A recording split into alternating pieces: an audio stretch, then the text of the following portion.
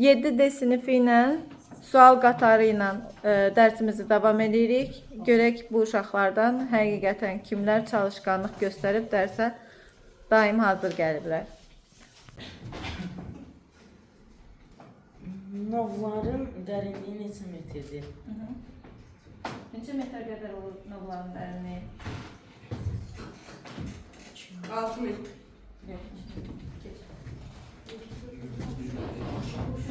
Abla qıtasının ən hündür zirvəsi nədir? Hə. Düzdür, keçək. Abissal düzənliklərin arasında hansı silsilələr ucalır? Abissal düzənliklər arasında uzanan silsilələr necə adlanır? Necə adlanır? Ortaokul silsiləsində düzdür.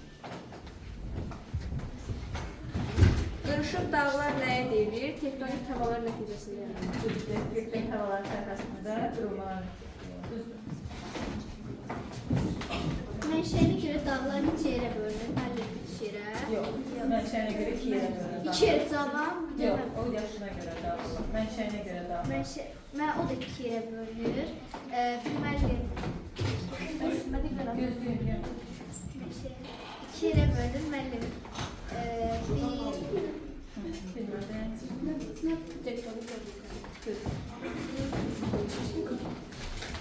Eksogen vəziyyət nəyə deyilir?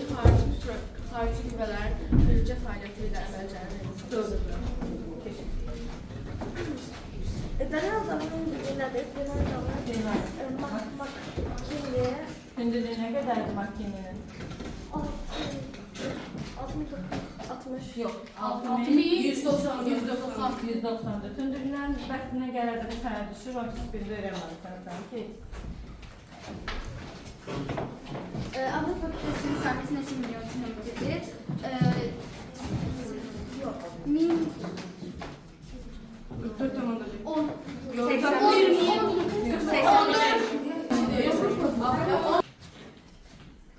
Palçıq vulkanların ətrafında nələr yerləşir? Hansı faydalı qazıntı olur? Palçıq vulkanların ətrafında? Qaz, neft. Aysrafı, doğrudur.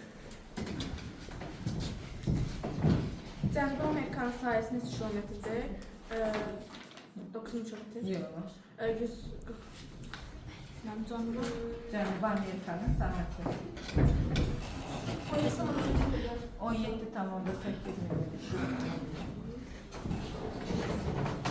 Sahələri yaxşı öyrənməlisiniz deyəsən. Dostluqlarımız var.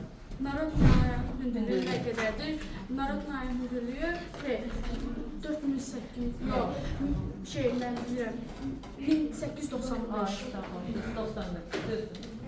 Hayır dedim 1895. Tamam. Fiyorlar nəyə deyilir? Gözdən oldu sağ bilmədi.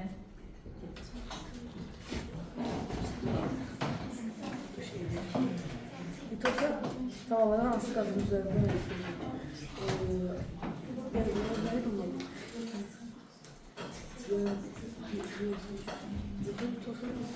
Təsvir havalarına incə hərəkət edirlər.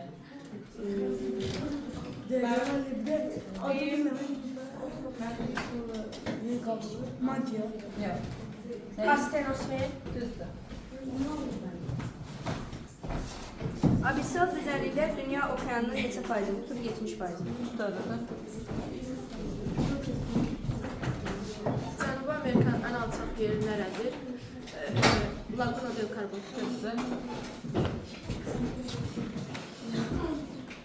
Şimali Amerikanın ən alçaq zirvəsi nədir?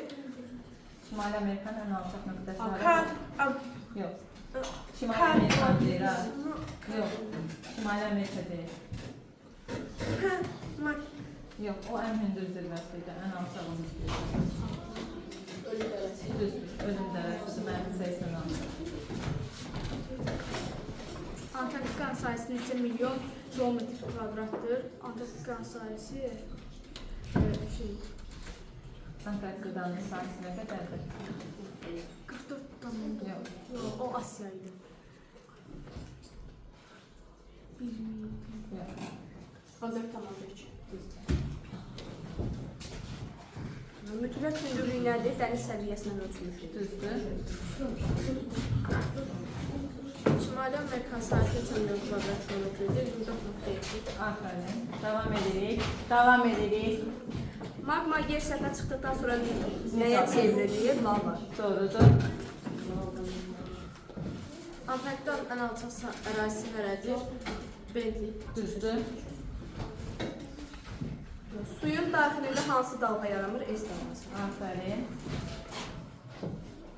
Antarktidada buz qatının orta qalınlığı neçə metrdir? 4500 metrə çatır. Grand Kanyonun dərinliyi neçə metrdir? 1800.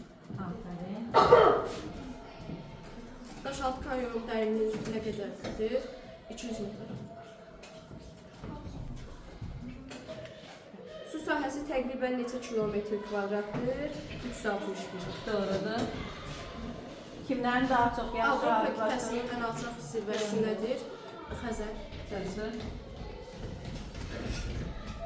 Yer neçə quru sahəyə ayrılır və hansılardır? 7 qitəyə bölünür.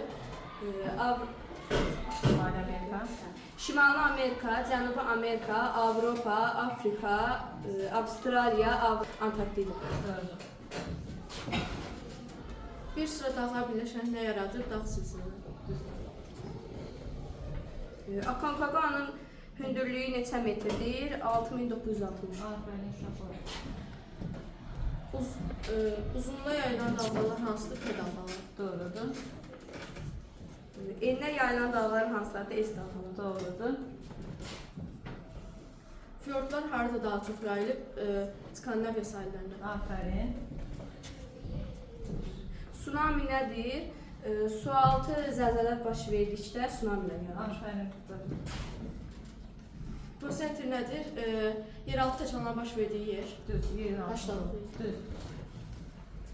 Şamaxı zəlzələsi neçə zaman, nə zaman və neçə bar gücündə yaranıb? 1902-ci ildə 6,9. Dağ nəyə deyilir? Mütləq hündürlüyü 500 metrdən çox olan ətraf ərazilərdən seçilən iri relyef formaları. Aferin. Yer səthinin sahəsi neçə milyon kilometr kvadratdır? 510. Doğrudur. Aşınma nədir? Süxurların temperatürün kəskin dəyişməsi, küləyin və suyun təsiri ilə yoğunluq xırdalanması. Aferin. Mən elə gəl ki, burada dayandırsaq yaxşıdır. İkinizə də çox təşəkkür edirəm. Aferin qızlar. Buradan hiss olunur ki, siz artıq